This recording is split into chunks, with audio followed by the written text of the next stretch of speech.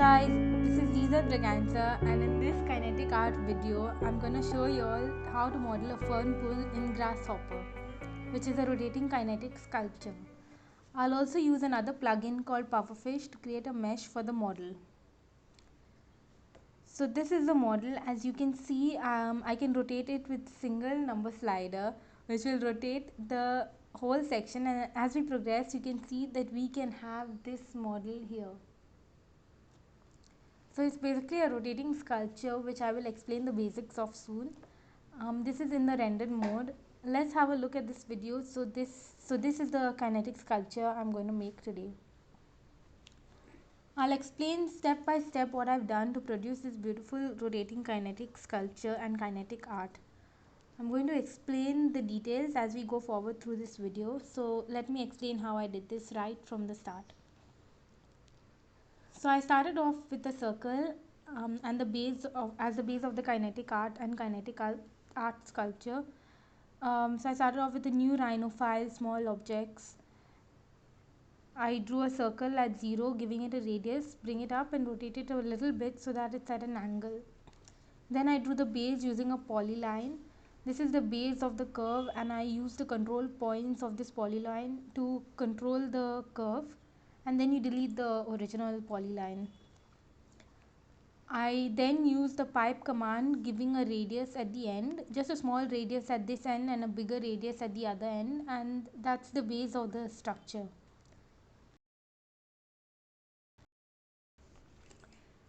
So basically the base of this structure has been done entirely in Rhino, and the main fern pool part of it is being done entirely in Grasshopper. So to start off, we have the curve. Then going to the curved section, we use the perpendicular frame in the division panel, which we can find here. This is going to divide the curve into frames, which are all perpendicular to the base curve. So I've got a number slider here, give it a count of say 24, or for that matter any even number, and with this we can control the number of divisions. We use an even number here so that we can be sure that the sections don't intersect with the base. So since we want the pattern to just skip here at the connection, we can use dispatch so that it skips at the first step.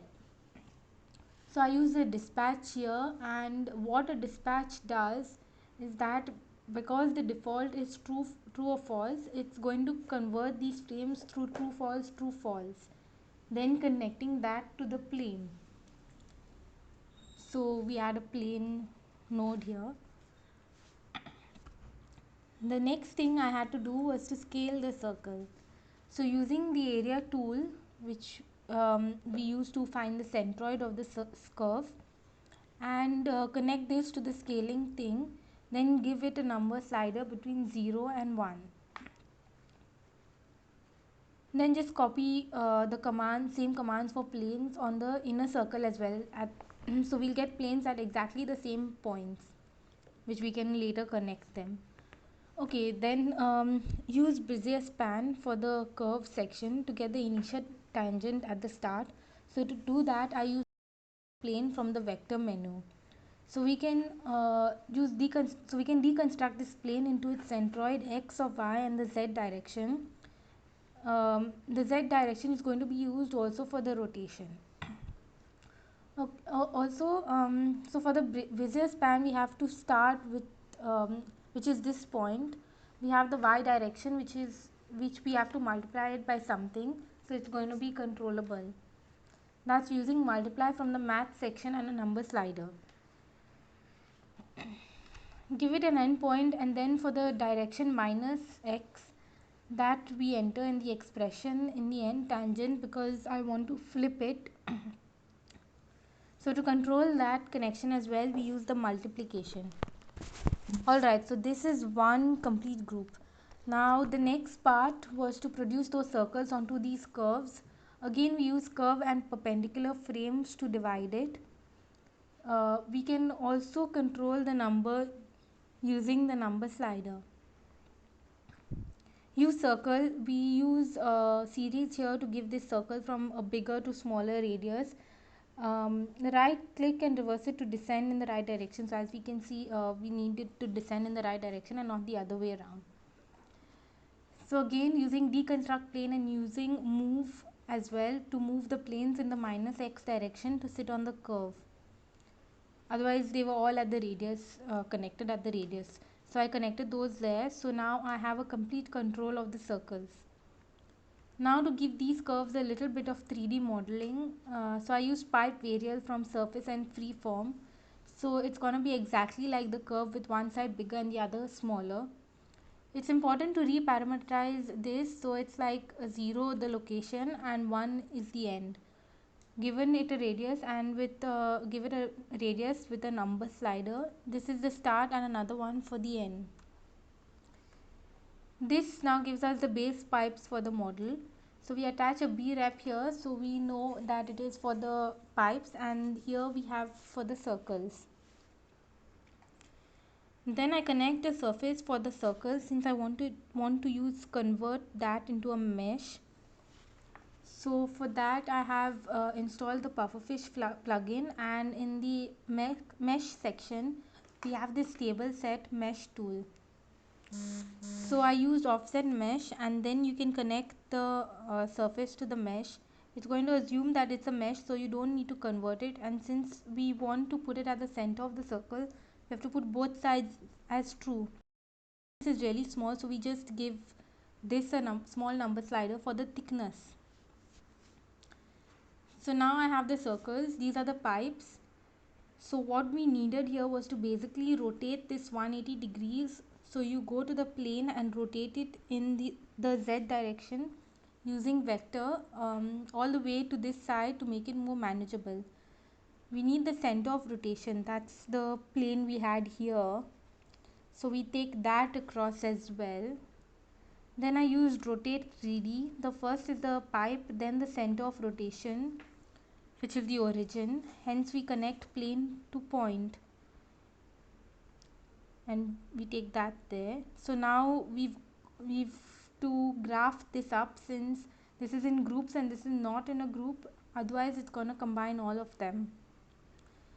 So here for angle in degrees, instead of a number slider we can put a panel, since we wouldn't want to change that and connect it. Then we use shift paths, which can be found in the sets tree to organize data, cause otherwise there are groups and subgroups which complicate things. So in order to ease that, we use shift paths. Then we use cull index just to remove the circles right at the end, so just 0 the very first one. So now here we have, these are the pipes and these are the circles. Now we use rotate 3D again to rotate these elements around that axis again, which is going to produce that rotating mechanism which makes it the kinetic art sculpture. The angle from 0 to 180 degrees, we set it, and with that you can rotate these elements, and we have to also give that same rotation to the rotating pipes, and we also have to rotate the circles. So finally we're basically done now. Just to add a bit of color, I use a custom preview tool from the display bar, and we give this a swatch, so maybe a slightly blackish color, and give a color to the circles as well. I also use the pipe for the big circle and control the radius of the pipe with the number slider, and that's about it. Okay, now we actually have this parametric kinetic sculpture, and it's really beautiful, as you can see. So we can play.